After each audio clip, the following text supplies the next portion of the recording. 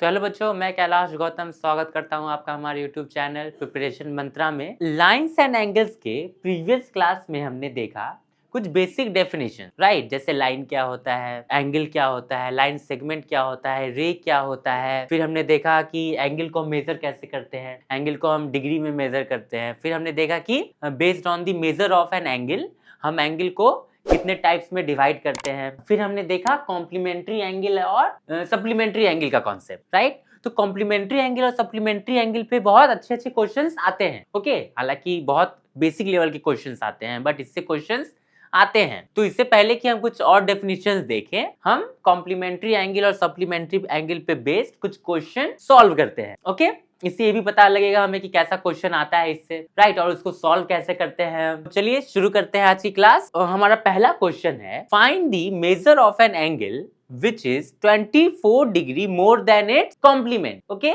हमें एक ऐसा एंगल फाइंड करना है जो कॉम्प्लीमेंट से 24 डिग्री ज्यादा हो। ओके, तो यहाँ पे हम लोग लीनियर इक्वेशन का कॉन्सेप्ट यूज करेंगे। ओके, लीनियर इक्वेशन में जो हम वर्ड प्रॉब्लम बनाते हैं ये कुछ उसी तरीके का है। तो हमें क्या करना पड़ेगा, एंगल कौन सा है हमें पता नहीं है, तो let the angle be x, उस एंगल को हम x मान लेते हैं। ओके, तो इसका जो कॉम्प्लीमेंट्री होगा वो क्या हो जाएगा, 90 माइनस एक्स, क्योंकि दोनों का सम, कॉम्प्लीमेंट्री एंगल का सम कितना होता है, 90 डिग्री। तो अगर एक एंगल x है तो दूसरा 90 माइनस एक्स होगा।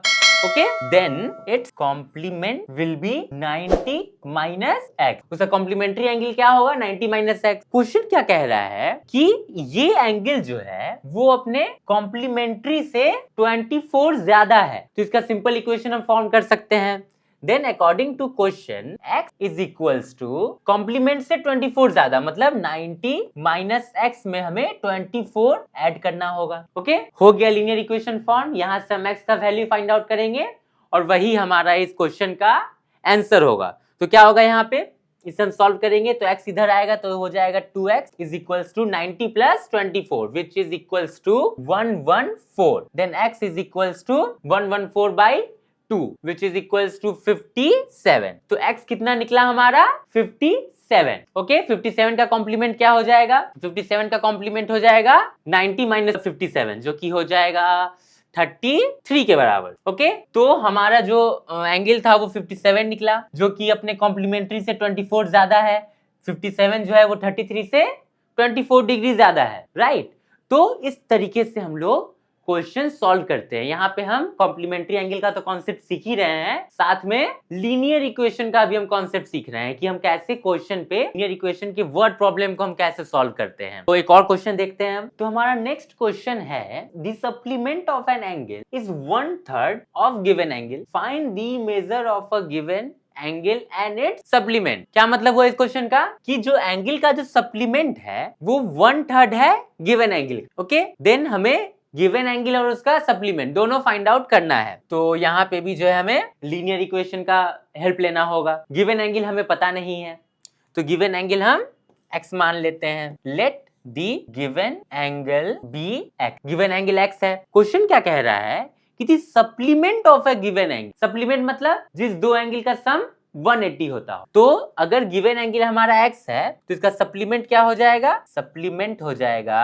180 minus x। Okay, given angle हमारा ये है, उसका सप्लीमेंट ये है। क्वेश्चन क्या कह रहा है, the supplement of an angle is 1/3 of a given angle. इस एंगल का जो सप्लीमेंट है वो इसका 1/3 है। तो हमारा इक्वेशन क्या बन जाएगा, बहुत सिंपल क्वेश्चन बन जाएगा। सप्लीमेंट ये है तो 180 माइनस x जो है वो किसके बराबर है, 1/3 ऑफ अ गिवन एंगल, मतलब 1/3 into x। 1/3 of a given angle हम ऐसे ही फाइंड आउट करते हैं। तो हमारा इक्वेशन क्या बनेगा, 180 minus x is equals to x/3। हो गया अपना 90% क्वेश्चन सॉल्व। कॉम्प्लीमेंट्री एंगल और सप्लीमेंट्री एंगल का तो कॉन्सेप्ट यहीं तक था।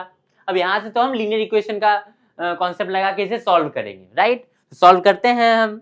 क्या होगा, 180 is equals to x/3 plus x which is equals to 4x by 3। x is equals to कितना हो जाएगा 180 इंटू 3 बाई 4। 180 से 4 कट होगा कितने टाइम्स में 45 टाइम्स में। 45 इंटू 3 कितना हो जाएगा 45 इंटू 3 होगा 135। तुम्हारा गिवन एंगल क्या निकल गया 135। तो इसका सप्लीमेंट क्या हो जाएगा 180 माइनस 135। इसका सप्लीमेंट क्या हो जाएगा 180 minus 135 which is equals to 45। Okay, ये भी सिंपल था। हमारा गिवन एंगल भी निकल गया और उसका सप्लीमेंट भी निकल गया। यही दोनों चीज हमें निकालना था। इसी सब टाइप का क्वेश्चन आता है। हमें सिर्फ लीनियर इक्वेशन में एक इक्वेशन फॉर्म करना होता है। ओके, उस इक्वेशन को सॉल्व करने पे हमारा जो भी क्वेश्चन पूछ रहा है वो निकल जाता है।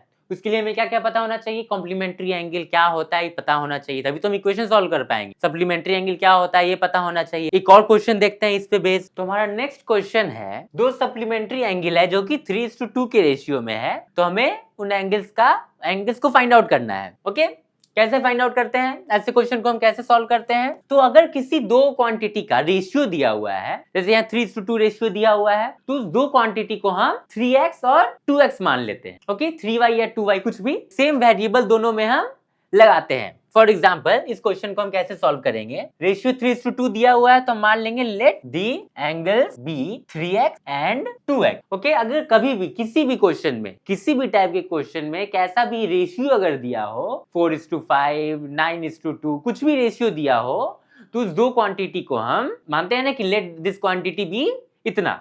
तो x और y कुछ ना मान के हम लोग उसको जो रेशियो दिया हुआ है उसके आगे वो वेरिएबल लगा के मानते हैं। ओके, जैसे यहाँ पे 3:2 दिया हुआ है तो दो क्वांटिटी को हम क्या मान लेंगे, एक को 3x मान लेंगे और एक को 2x मान लेंगे। ओके, ये वेरिएबल सेम ही होगा, ऐसा नहीं कि यहाँ पे x ले ले और यहाँ पे y ले ले, नहीं, सेम वेरिएबल हम लोग को लेना है। ओके, और फिर क्वेश्चन को सॉल्व कर देना है। एंगल क्या है 3x और 2x है, ये दोनों सप्लीमेंट्री एंगल है, मतलब इन दोनों का सम 180 होगा। सिंपल हो गया, एक लाइन का क्वेश्चन था। 3x प्लस 2x जो है वो हमारा किसके बराबर हो गया 180 के बराबर। 5x जो है वो 180 हो गया।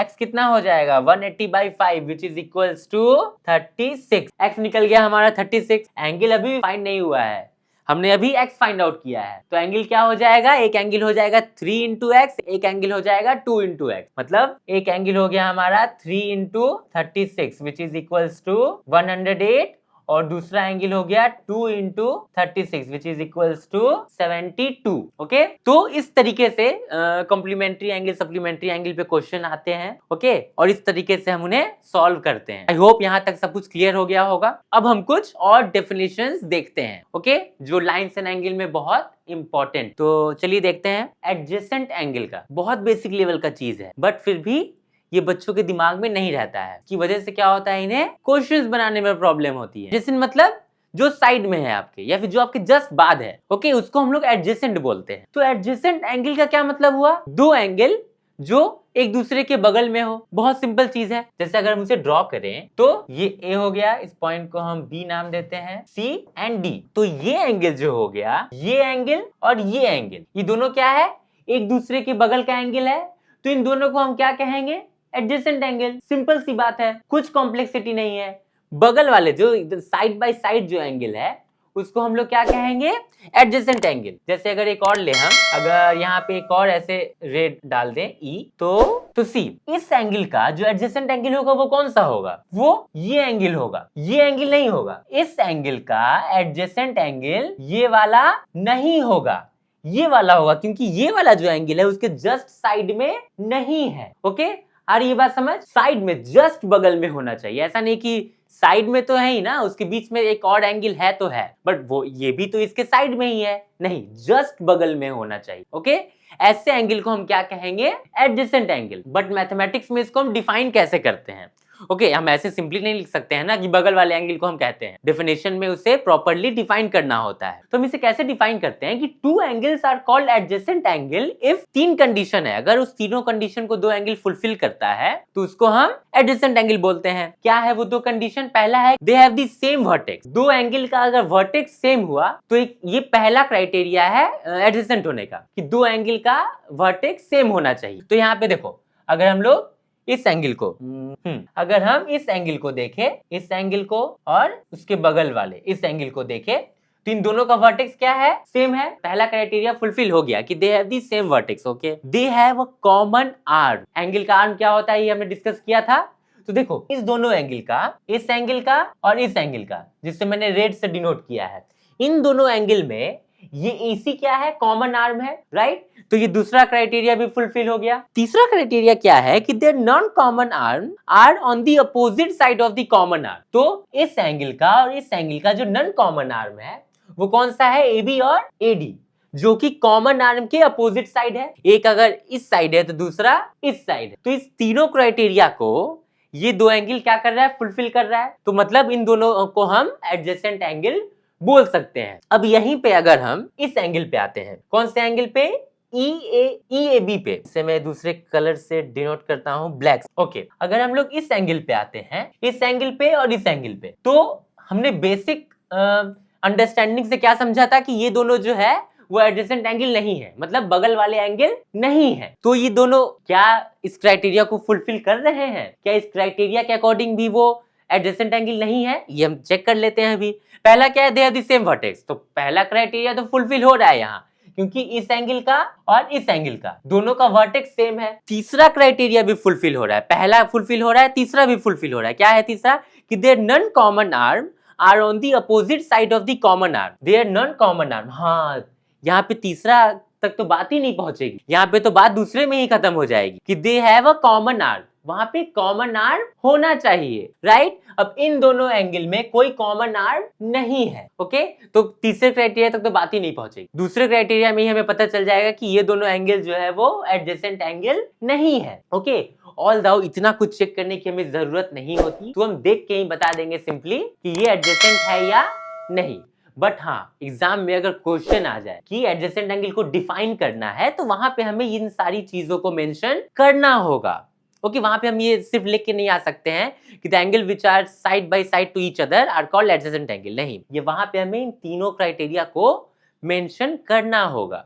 ओके, ऑल दाउ अगर प्रैक्टिकली हम देखें कि पता लगाना हो ऐसे देख के कि ये एंगल एडजेसेंट है या नहीं, तो वहां पे तो हम तुरंत बता सकते हैं। ओके, वहां पे इन सारे क्राइटेरिया को चेक करने की हमें जरूरत नहीं है। ओके, क्योंकि बहुत सिंपल सा चीज है। अब इसके बाद ही एक और कॉन्सेप्ट आता है, इसी की तरह एकदम सिंपल, वो होता है लीनियर पेयर। क्या होता है लीनियर पेयर, तो two adjacent angle are said to be in linear pair if their sum is 180 degree. Okay, दो adjacent angle का sum अगर 180 है तो उसको हम कहेंगे कि दोनों एंगल लीनियर पेयर में है। फॉर एग्जाम्पल, अगर हमारे पास ये एक एंगल है, ओके, AD, तो ये दोनों एंगल जो होगा, ये और ये, इन दोनों का सम अगर 180 हुआ तो हम कहेंगे कि दोनों लीनियर पेयर में है।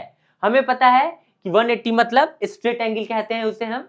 अगर कोई स्ट्रेट लाइन है तो वहां पे 180 फॉर्म होता है। तो यहाँ पे ये देख के हमें लग रहा है कि हाँ, इन दोनों एंगल का सम जो है वो 180 हो सकता है। ओके, तो अगर इन दोनों का सम 180 होगा तो इन दोनों एंगल को हम लीनियर पेयर में बोले। अब यहाँ पे और बात बहुत इंटरेस्टिंग है कि अगर दो एंगल लीनियर पेयर में होगा ना, तो उसका जो नॉन कॉमन आर्म होगा वो एक स्ट्रेट लाइन का फॉर्मेशन करेगा। इस लाइन को अगर हम देखें तो यहाँ पे हम देखेंगे कि अगर ये लीनियर पेयर में है तो ये एक स्ट्रेट लाइन हो, यहाँ पे कोई बेंडिंग नहीं होगा। ओके, तो इससे हम इसको एक और तरीके से डिफाइन कर सकते हैं कि two adjacent angles are said to be in linear pair if their non common arm form a straight line. Okay, इस तरीके से भी हम इसे डिफाइन कर सकते हैं। तो इससे लीनियर पेयर का हमें दो प्रॉपर्टी पता चला।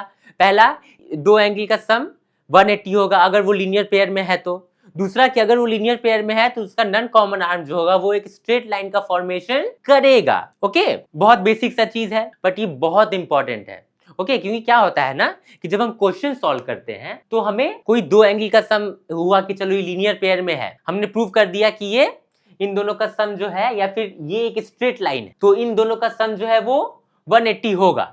अब क्यों होगा, तो लीनियर पेयर। ओके, रीजन जो है, ये linear pair as a reason हम यूज करते हैं क्वेश्चन बनाने में। अगर हम मेंशन नहीं करेंगे तो हो सकता है कि हमारा मार्क्स वहां पे कट हो जाए, क्योंकि हमने रीजन नहीं दिया। प्रॉपर्टी तो हमने यूज कर लिया कि सिंस ये दोनों एंगल का, ये दोनों एडजेसेंट एंगल है और इसका जो नॉन कॉमन आर्म है वो स्ट्रेट लाइन फॉर्म कर रहा है, मतलब कि ये दोनों एंगल लीनियर पेयर में हो। लीनियर पेयर मतलब दोनों का सम 180 होगा। तो ये प्रॉपर्टी तो हमने यूज कर लिया कि इन दोनों का सम, क्योंकि ये स्ट्रेट लाइन है तो इन दोनों का सम 180 ही होगा। लेकिन हमने रीजन क्या दिया, रीजन हम मेंशन करना भूल गए या फिर हमें याद ही नहीं था।